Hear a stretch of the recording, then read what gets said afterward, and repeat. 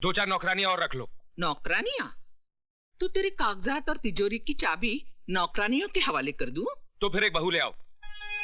क्या कहा? हाँ, बहू ले आओ। तू शादी करेगा? क्यों, मेरे हाथ में शादी की लकीर नहीं है? हाथ में शादी की लकीर है या नहीं मालूम नहीं, लेकिन इतना जरूर जानती हूँ कि तेरे चेहरे पर खुशियों की लकीर नहीं है। हर वक्त काम काम काम। मौसी, यही तो काम करने की उम्र है। काम करने की, शादी भी करने की। लड़की देख रखी है क्या? हाँ। हाँ? कौन है? जस्टिस अमरनाथ की बेटी। भाई साहब, मधु को हमारी झोली में डालकर आपने हमें दोनों जहां की खुशियां दे दी है। आपका ये उपकार मैं कभी नहीं भूलूंगी। इसमें उपकार की क्या बात है बहन जी? विजय जैसा लायक लड़का तो नसीब वालों को मिलता है। अच्छा, चलती हूँ। नमस्ते। नमस्ते बहन जी।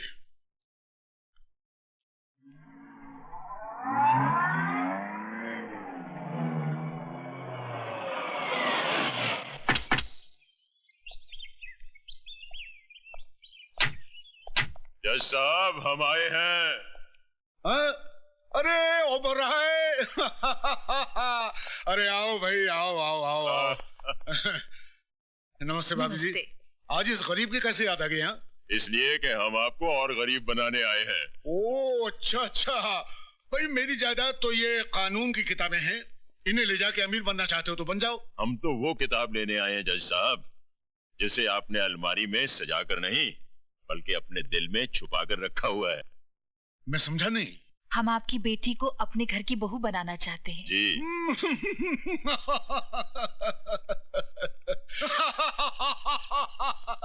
क्या बात है भाई, यूं बावलों की तरह हंसे क्यों जा रहे हो?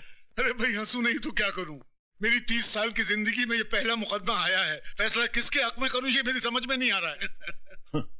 हम कुछ समझे नहीं। अरे ओबराय, मधु के लिए एक ही दिन में 2 रिश्ते आए। दूसरा रिश्ता किसका आया है? भाभी जी, वो विजय का। विजय? हाँ, विजय। अरे भाई ओबराय, ये देखिए रस्म का सामान। भाई अमरनाथ, तुम फौरन मधु की शादी विजय से कर दो। हम दोनों डैड की जिंदगी का आखिरी मुकाम नहीं है। हम राजा के लिए कोई दूसरी बहू ढूंढ लेंगे, लेकिन तुम्हारी बेटी के लिए विजय से अच्छा कोई दूल्हा हो ही नहीं सकता।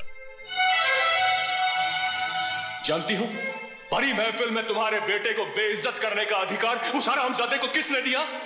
Mister C.K. ओबेरॉय ने। आज का दिन मेरी जिंदगी का सबसे खूबसूरत दिन है।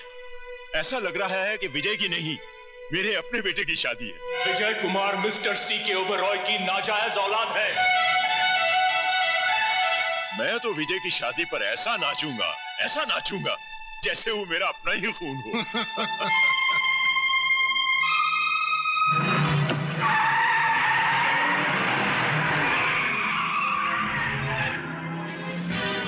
भाई अमरनाथ, तुम फौरन मधु की शादी विजय से कर दो।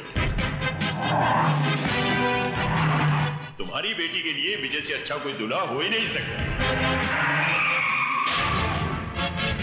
ऐसा लग रहा है कि विजय की नहीं, मेरे अपने बेटे की शादी है। जो आज सारा शहर कह रहा है, विजय कुमार मिस्टर C.K. ओबेरॉय की नाजायज औलाद है। ओबेरॉय की नाजायज औलाद है। ओबेरॉय की नाजायज औलाद है।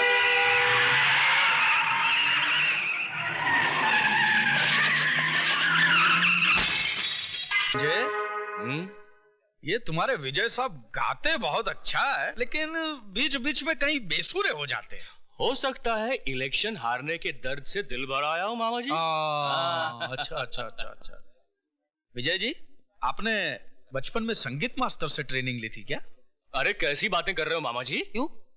जिसको बचपन में माँ का प्यार न मिला हो, बाप की शक्ल न देखी हो, 2 वक्त की रोटी के लिए तरसता रहा हो, वो भला। समझ गया भांजे, मैं समझ गया कि क्या है कि मुंबई की लोकल ट्रेनों में गाते गाते भीख मांगते होंगे, तभी रियाज काफी अच्छा है। हाँ, गाते गाते गला सूख तो नहीं गया? क्या पिएंगे? विस्की, शैंपेन, ठर्रा? हाँ? नहीं, ठर्रा नहीं। मैं शराब नहीं पीता। पिएंगे भी कैसे? अपनी हार का कड़वा घूंट जो पी चुके हैं। चलिए कुछ खा ही लीजिए। बचपन में तो झूठी हड्डियां ही चाटने को मिली होगी। अरे मामा जी, हमने तो बाहर बोर्ड भी नहीं लगाया। क्या? कि भिखारियों और कुत्तों को अंदर आना मना है। अरे खैर अब आ ही गए हैं तो शर्माना कैसा। हाँ, वेलकम वेलकम। कंस मामा, हाँ तुमने कहावत तो सुनी होगी क्या? कि कुत्ते भौंकते रहते हैं और मस्त हाथी चलता रहता है। माने मैं कुत्ता हूँ? तुम कुत्ते से भी बदतर हो, वरना अपनी बहन के दरवाजे पर बैठकर उसके घर का जूठन नहीं खाते। भांजे ये सुनो। क्या हुआ मामा?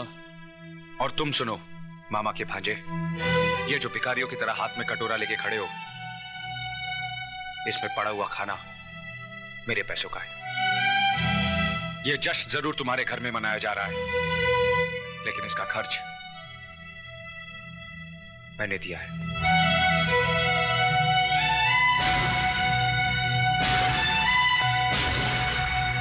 मैनेजर साहब,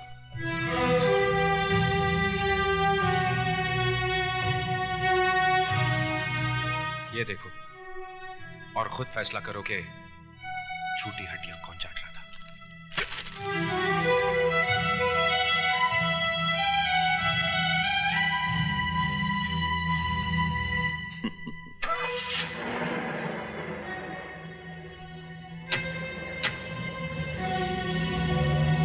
अरे ये विजय को चला गया।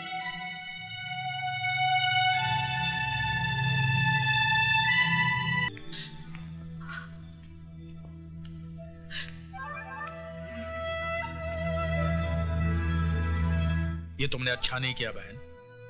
जख्मों पर मरहम रखने के बजाय उस पर नमक रगड़ दिया ताकि नासूर बन जाए। तो और क्या करती? जानते हो राजा ने इनके बारे में क्या कहा? उसके दिमाग में जो तूफान उठ चुका है उसकी वजह ना ही जीजाजी है और ना ही विजय कुमार। फिर उस तूफान की वजह है मधु। मधु? वो मधु से बेहद प्यार करता है। वैसे सिर पर मामूली सी चोट लगी है, चिंता की कोई बात नहीं है। You're lucky. Okay. See you, Mr. Thank you Oberoi. Doctor.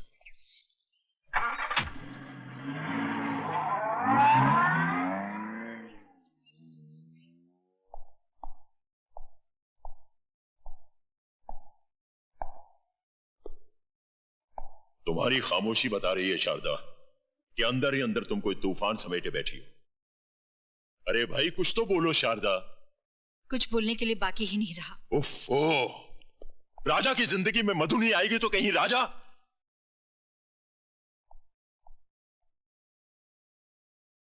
देखो शारदा, जीना मरना शादी ब्याह ये आसमान पे बैठा हुआ भगवान है ना, वो सब करता है। हम सब तो इंसान हैं, भगवान नहीं। काश राजा की खुशियों का फैसला भी भगवान ने उसी दिन किया होता। खैर, मैं भी भूल जाती हूँ, आप भी भूल जाइए। हम राजा के लिए दूसरी बहू ले आएंगे। ये हुई ना बात। अब मैं आराम से काम पर जा सकता हूं। तुमने ये फैसला सुनाकर हमारे दिल को तुमने बहुत खुशी दी है। लेकिन जो आपने हमारे दिल को दिया है वो हम ही जानते हैं।